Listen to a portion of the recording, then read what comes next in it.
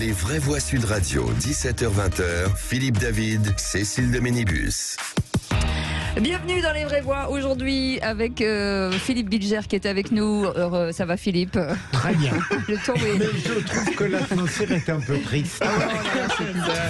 C'est une tristesse, voilà. C'est un peu sinistre. Je vous assure que c'est difficile ce soir, c'est très difficile. Tom Conan est avec nous, essayiste, ça va Tom? Bonsoir, très bien. Et René Chiche qui n'arrête pas de rire bêtement. Non, spontanément. Non, mais il ne peut pas faire autrement.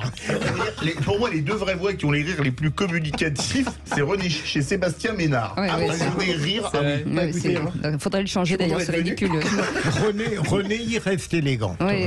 Merci. René, comment on peut vous présenter? Parce que si je dis votre titre, ça va mettre des heures. Comment on peut me présenter? Ouais. Homme à tout faire. Homme à tout faire.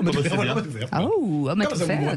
Mais vous le connaissez mon titre? Mais oui, mais c'est trop long à dire. Oui, Si je on a réduis. tout fait. Alors, dites journaliste. Patron de presse. Journaliste. Patron de presse, oui. Oh, c'est beau, patron de presse. Mais le long titre, Parce que moi, je on a veux le tout long fait, titre. on pourrait prendre ça au bras. Oui, Surtout vous, Philippe, surtout vous. j'imagine ce que Cécile pourrait faire de ça. Bon, oh là là, ne me cherchez pas, Mais vous on avez veut des quand idées. même ce long titre. Quel est ce long titre si mystérieux?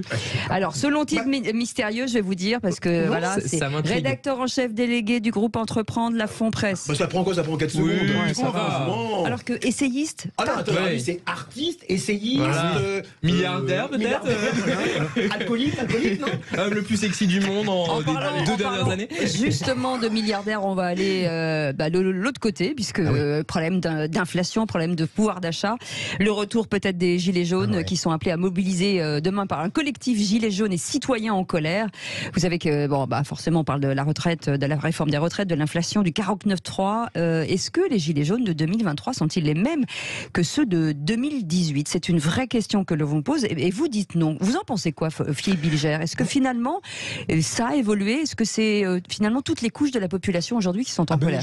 En effet, alors sans avoir de lumière particulière sur la composition sociologique des gens qui manifesteront demain, j'ai l'impression que tout de même, ça n'est pas la modestie d'existence des Gilets jaunes qu'on a connus, même s'ils travaillaient et que c'était précisément leur problème de n'obtenir pas les fruits qu'ils attendaient de leur travail. Mais j'ai l'impression qu'aujourd'hui, vous l'avez laissé entrevoir, Cécile, c'est que la France va si mal qu'en réalité, ceux qui peut-être manifesteront demain sont des gens des classes légèrement supérieures. Et pour ma part, je ne peux pas m'empêcher, à partir du moment où la manifestation se déroulera dans le calme, entendons-nous, de dire que je comprends ces gens-là qui vivent mal, alors que moi-même, objectivement, je me sens privilégié. Je comprends très bien cette révolte, cette dénonciation, mais est-ce qu'elle sera importante? J'en doute un peu. Tom Conan, on a un commentaire très intéressant d'un auditeur fidèle, Paysan 47, qui nous dit qu'on embrasse. Ceux du premier jour n'étaient pas les mêmes que ceux de la fin, en parlant des Gilets jaunes à partir de novembre 2018. Vous êtes d'accord avec ça? Oui, moi j'ai écrit un bouquin qui s'appelait Radical en 2020, qui était beaucoup inspiré de tout ça. Moi j'avais quand même suivi ça plutôt d'un œil de spectateur, mais ça m'avait beaucoup intéressé. Oui, c'est sûr que ça a beaucoup évolué. Disons qu'au début, je pense que c'était quand même un mouvement très girondin, c'est-à-dire par opposition au pouvoir central jacobin, à l'État qui prend des décisions verticales et qui les impose sans forcément regarder les spécificités de chaque catégorie. C'était un peu ça l'idée des Gilets jaunes, qui est toujours assez actuelle d'ailleurs, et donc qui en tant que telle n'a pas été inventée par les Gilets jaunes, mais qui a été actualisée par ce mouvement. Et effectivement, ça s'est progressivement radicalisé, même si ce terme lui-même est un peu galvaudé aujourd'hui, avec des mouvements plutôt à l'extrême gauche, plutôt à l'extrême droite, qui parfois d'ailleurs ont presque fusionné, en tout cas in situ, et après avec, on le sait, notamment les Black Blocs, avec des mouvements vraiment violents à proprement parler, qui étaient presque sortis de la sphère politique à proprement parler, pour être dans le mouvement violent. Mais le cœur en lui-même, je pense que ça reste toujours, encore une fois, une idée girondine. Aujourd'hui, quand je parle avec des personnes qui sont toujours sympathisants Gilets jaunes et qui ont toujours un respect pour les Gilets jaunes, ils se voient toujours comme ça, comme un mouvement un peu en marge, en dehors des partis traditionnels, qui sont opposés, quel que soit le pouvoir, à ce pouvoir-là. Donc en l'occurrence l'occurrence là c'est Macron, ça pouvait être Hollande, ça pourrait être demain un autre candidat, ça ne changerait rien en tant que tel. C'est plutôt un rapport au pouvoir. Et donc c'est un rapport aussi à la démocratie. On sait que le RIC notamment était le point qui était demandé. Donc c'est vraiment une demande de démocratie directe. Je pense que c'est quand même ça le cœur atomique, on pourrait dire, des Gilets jaunes. Oui, Philippe Bilger disait que la mobilisation était un petit peu en berne. Est-ce qu'ils n'ont pas été déçus finalement? Vous parliez du RIC, Tom, pas de RIC, aujourd'hui, de se dire à quoi ça sert finalement? Oui, d'abord, et puis il ne faut pas oublier aussi que depuis, il y a eu le Covid qui est passé par là, hein, donc il y a les gens qui ne sont peut-être pas très motivés aujourd'hui pour sortir manifester. Et ce que je voulais dire, c'est que pour répondre à la question qui sont les nouveaux Gilets jaunes, franchement, on peut pas le savoir pour demain, de toute façon, on ne sait pas qui. Mais maintenant, si on se fie à la situation actuelle, normalement, demain, s'il y a des gens qui manifestent, il devrait donc y avoir des médecins, des infirmiers, des boulangers, des bouchers, des charcutiers, des conducteurs, etc. Éventuellement. Et par contre, il faut bien savoir que le mouvement des Gilets jaunes est parti au départ des réseaux sociaux, les appels à la mobilisation.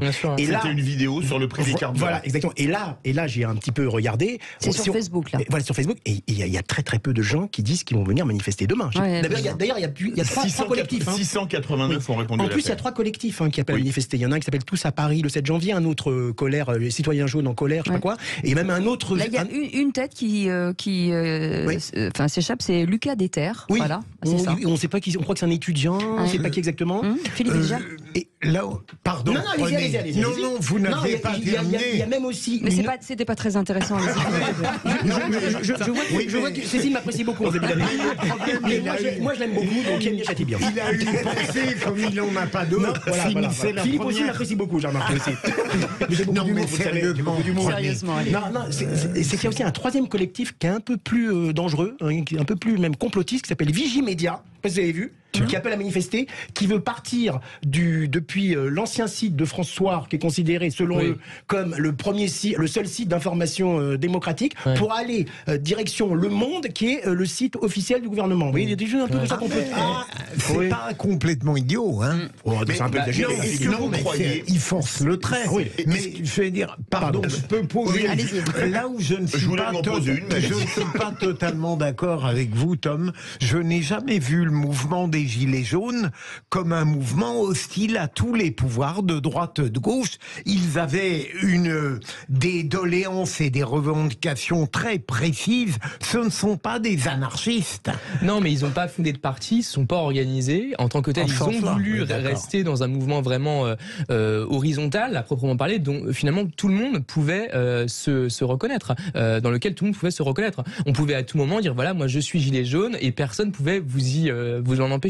Donc ça d'ailleurs c'est un vrai problème, parce que qui dit pas d'organisation dit pas de règles communes, pas d'interdiction non plus. Et d'ailleurs on a vu que certains gilets jaunes n'ont pas forcément très bien fini d'un point de vue idéologique. Pas d'incarnation. Non mais juste rapidement, moi Philippe, justement je suis pas d'accord avec vous. Moi je trouve au contraire les gilets jaunes d'avant, enfin il y a 2018-2019, étaient complètement anti-politiques. Ils étaient anti-système politique à fond, que ça soit les leaders qu'on met dans les médias, mais même aussi parce que nous dans notre groupe de presse on avait fait un journal pendant les gilets jaunes, le journal des gilets jaunes, voilà, qui a duré pendant 6 mois, donc on était vraiment au cœur des gilets jaunes. Et ils étaient tous anti-politiques, que ce soit de droite, de gauche. Mais après ça a été un peu récupéré par Mélenchon. Je ne dis pas qu'il ne surestimait le politique, mais je veux dire leur combat, il était très clairement défini. Ça n'était pas le pouvoir en tant que tel qu'il mettait en cause. Oui, c'était des considérations très pratiques, très quotidiennes, d'accord. Mais ils étaient néanmoins anti-politiques.